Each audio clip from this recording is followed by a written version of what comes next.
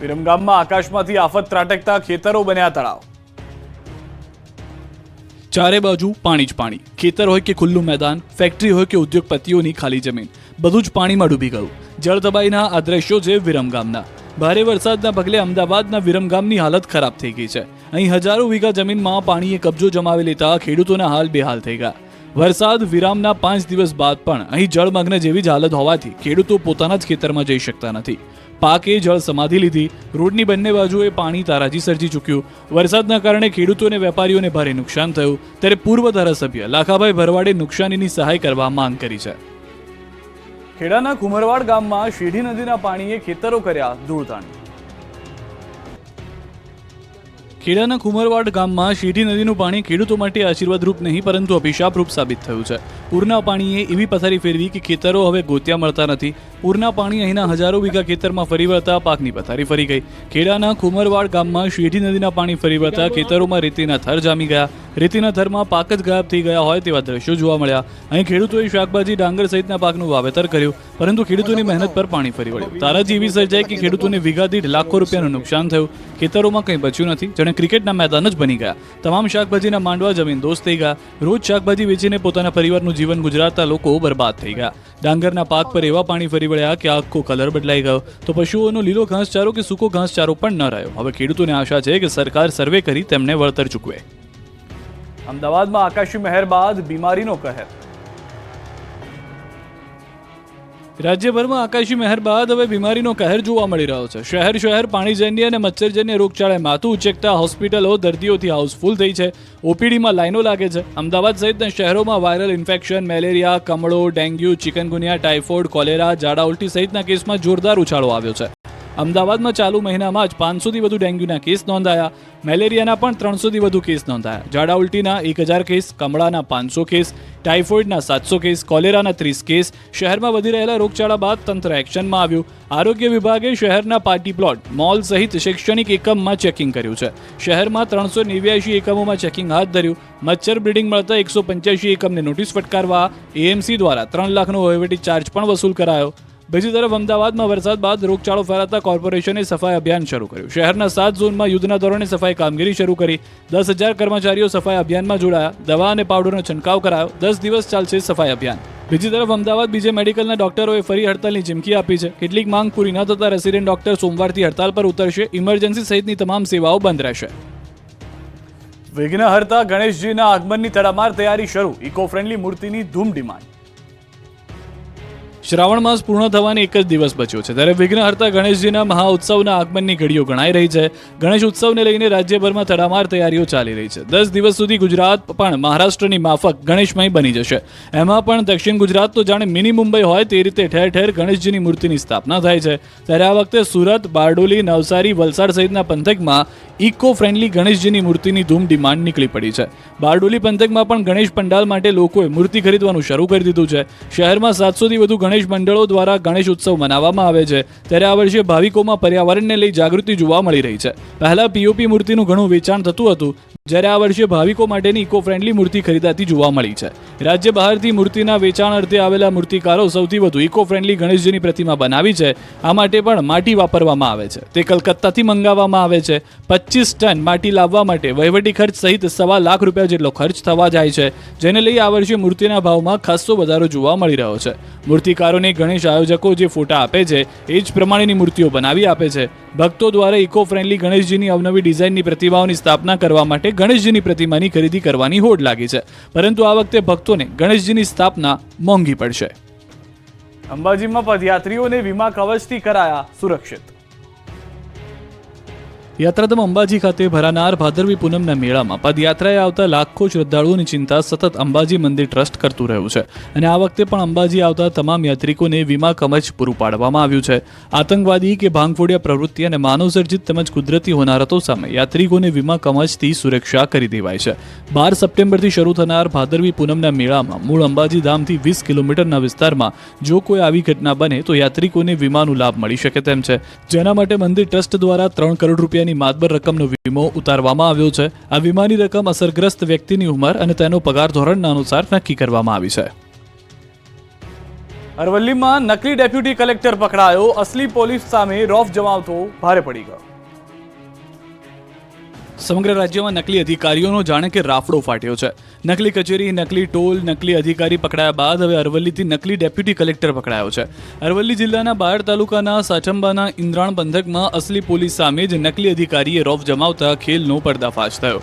અહીં તપાસ અર્થે પોલીસ પહોંચી હતી, જે આરોપી પ્રકાશ નાઈએ પોતે રાજ્ય સેવક ન હોવા છતાં પોતે SDM sub divisional magistrate deputy collector તરીકેની ઓળખાણ આપી હતી. એટલું જ નહીં, બની બેઠેલા નકલી અધિકારીએ તેનું ડુપ્લિકેટ આઈ કાર્ડ બતાવી નડિયાદ જિલ્લા સેવા સદન ખાતે વર્ષ 2022થી રેવન્યુ વિભાગમાં એડીએમ તરીકે ફરજ બજાવતો હોવાની જાણકારી આપી. પોલીસને શંકા થતા તપાસ કરતા ભેજા બાદનો ભાંડો ફૂટી ગયો. તપાસમાં સામે આવ્યું કે નકલી ડેપ્યુટી કલેક્ટર કાળા કાચવાળી ગાડી લઈને રોફ જમાવતો, નકલી કાર પર બોર્ડ મારી લોકોને ધમકાવતો. સુરતમાં 10 લાખની લાંચ માંગનાર પીએસઆઈ પકડાયો. સુરતમાં 10 લાખની લાંચ કેસમાં પોલીસને મોટી સફળતા મળી છે. 11 મહિનાથી ફરાર લાંચીઓ પીએસઆઈ આખરે પકડાયો છે. ઉત્તરાણ પોલીસ મથકનો પીએસઆઈ દિલીપ ચોસલાની ધરપકડ કરવામાં આવી. કેસ રફે દફે કરવા પીએસઆઈએ 10 લાખની લાંચ માંગી હતી. વચેટિયાઓ લાંચ લેતા પકડાયા હોવાની જાણ થતાં ધરપકડ ટાળવા પીએસઆઈ ફરાર હતો. લાંચીઓ પીએસઆઈ ડી.કે. ચોસલા સુરત આવ્યો હોવાની જાણ થતાં પોલીસે પકડી પાડ્યો. પૂછપરછમાં સામે આવ્યું કે પીએસઆઈ 54,000નો પગારદાર છે. 1 વર્ષ પહેલા ફરિયાદી પાસે ₹10 લાખની લાંચની માંગણી કરી. હવે રૂપિયાની લાઈમાં પીએસઆઈને અંતે જેલના સળિયા ગણવાનો વારો આવ્યો છે. પીએસઆઈની ધરપકડ બાદ અન્ય લાંચિયા પોલીસ કર્મીઓમાં પણ ભારે ફફડાટ વ્યાપી ગયો છે. વલસાડના દરિયા કિનારાથી 1 કરોડનું ઝડપાયું ડ્રગ્સ. વલસાડના દરિયા કિનારેથી ચરસ મળવાનો સિલસિલો યથાવત છે. વલસાડના તિથલ બીચ પાસે પ્રોટેક્શન વોલના પથ્થરોમાંથી વધુ એક પેકેટ બિનવારસી અફઘાન ડ્રગ્સ મળી આવતા હાહાકાર મચી ગયો છે. અંદાજે 1 કરોડની કિંમતનું 1.1 કિલોનું ચરસનું પેકેટ મળ્યું. આ અંગેની જાણ વલસાડ પોલીસની ટીમને થતાં સિટી પોલીસની ટીમ તાત્કાલિક ઘટના સ્થળે પહોંચી અફઘાન ડ્રગ્સનું પેકેટ કબજે કર્યું. અગાઉ પણ ઉદવાડા અને ડુંગરી દરિયા કિનારાથી ચરસના પેકેટ મળ્યા હતા. વલસાડના દરિયા કિનારેથી અત્યાર સુધીના ચરસને 31 પેકેટ મળી ચૂક્યા હતા. આ અગાઉ અંદાજે 17 કરોડ રૂપિયાથી વધુનું ચરસ મળી ચૂક્યું છે. વધુ એક પેકેટ મળતા જિલ્લાભરની પોલીસ દોડતી થઈ ગઈ છે. જિલ્લાના 70 કિલોમીટરના દરિયા કિનારે સઘન પોલીસ ચેકિંગ હાથ ધરાયું છે. ખૂબ જ ચોંકાવનારા સમાચાર. ભોજનમાં ગરોળી અથવા તો ઉંદરનો મળ નીકળ્યાની ફરિયાદ થઈ છે. વધુ એક મામલો સામે આવ્યો છે. ગાંધીનગરના કોબાથી રિંગ રોડ હાઈવે પર પીડીપીયુ સર્કલ પાસે આવેલી હોક્કો શોપ સામે આક્ષેપ થયા છે. મોંઘા ભાવના જ ભોજનમાં ગરોળીનો મળ પીરસાયો હોવાનો ગ્રાહકનો આક્ષેપ છે. આ અંગે ગ્રાહકે રજૂઆત કરતા લીપાપોતીનો પ્રયાસ કરાયો છે. જો કે બાદમાં રેસ્ટોરન્ટે ભૂલ સ્વીકારી લીધી. ત્યારે ફ્રીમાં ફૂલ પેક જમવાનું ઓફર કરવામાં આવ્યું હતું. ફૂલ પેટ જમીને જઈ શકો છો તેવું કહેવામાં આવ્યું હતું. સાથે લોકોના આરોગ્ય સાથે ચેડા થઈ રહ્યા હોવાનું પણ આ સ્પષ્ટ જોવા મળી રહ્યું છે. પહેલા તો લીપાપોતી કરી, ત્યારબાદ ઓફર કરવામાં આવી કે તમે ફૂલ પેટ જમી લો, પૈસો અમે એકે નહીં લઈએ, ₹1 તમારે નહીં ભોગવવા પડે. પરંતુ આ હોકો ઇટરીમાંથી આવી ઘટના થતા સૌ કોઈ આશ્ચર્યમાં મુકાઈ ગયા છે. છોટાઉદેપુરના બોડેલી સહિત આસપાસના વિસ્તારોમાં ધોધમાર વરસાદ વરસ્યો. બોડેલી, ઢોકલિયા, અલીપુરા, ચલામલી ગામોમાં વરસાદ વરસ્યો છે. બોડેલીના નીચાણવાળા વિસ્તારોમાં પાણી પણ ભરાઈ ગયા છે. ખેતીલાયક વરસાદ વરસતા ખેડૂતોમાં પણ ખુશીની લહેર થઈ ગઈ છે. જૂનાગઢ નવા બાયપાસ રોડ પર મોટી દુર્ઘટના. વડાલ વંથલી હાઈવે પર વધાવી નજીક બેકાબુ કાર ચેકડેમમાં ખાબકી. 3 થી 4 લોકો કારમાં ફસાયા હોવાનું પ્રાથમિક અનુમાન. કારમાં સવાર લોકોની શોધખોળ શરૂ કરી દેવામાં આવી છે. સાબરકાંઠાના ખેડબ્રહ્માની કોસંબી નદીમાં પાણી છોડાયું છે. ઉપરવાસમાં ભારે વરસાદને લઈ ખેડવા ડેમમાં પાણીની આવક થઈ. ખેડવા ડેમની કુલ સપાટી 259.7 મીટર. હાલ જલ સપાટી 257.45 મીટર. પાણીની આવક થતા ખેડવા ડેમનો એક ગેટ ખોલાયો. ડેમમાંથી 240 ક્યુસેક પાણીનો પ્રવાહ કોસંબી નદીમાં છોડાયો. નદીમાં પાણી છોડાતા નીચાણવાળા વિસ્તારોને એલર્ટ કરાયા.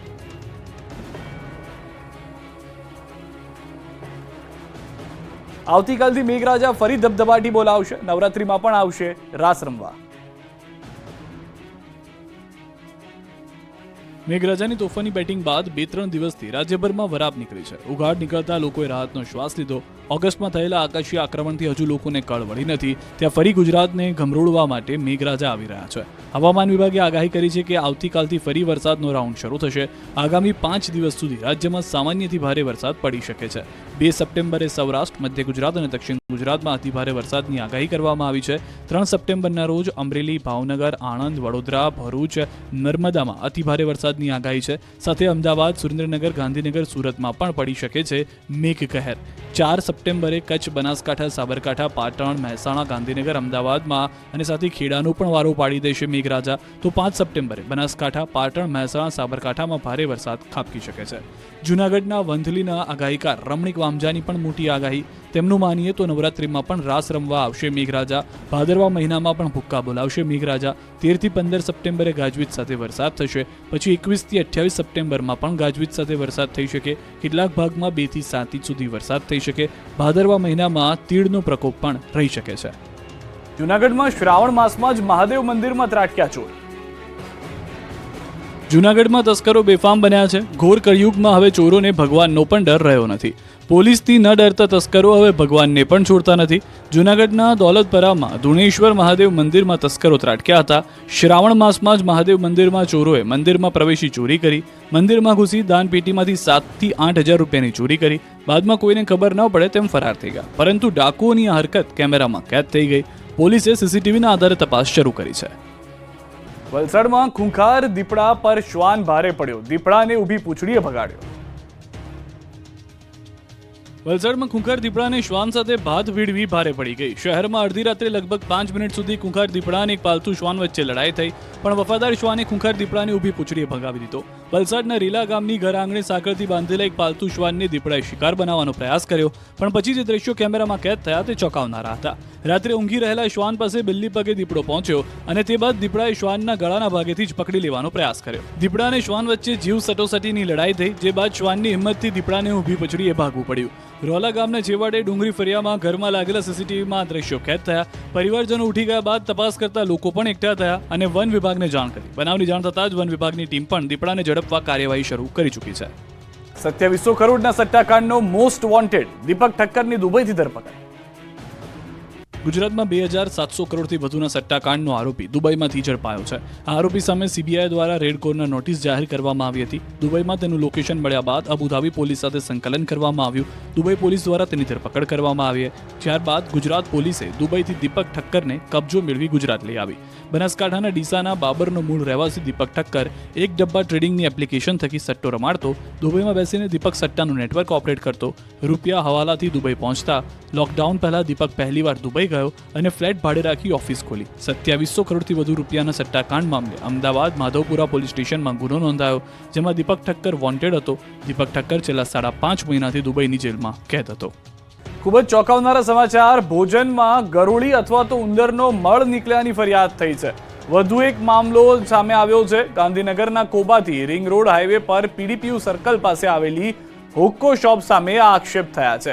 મોંઘા દામ ભાવના જ ભોજનમાં ગરોળીનો મળ પીરસાયો હોવાનો ગ્રાહકનો આક્ષેપ છે.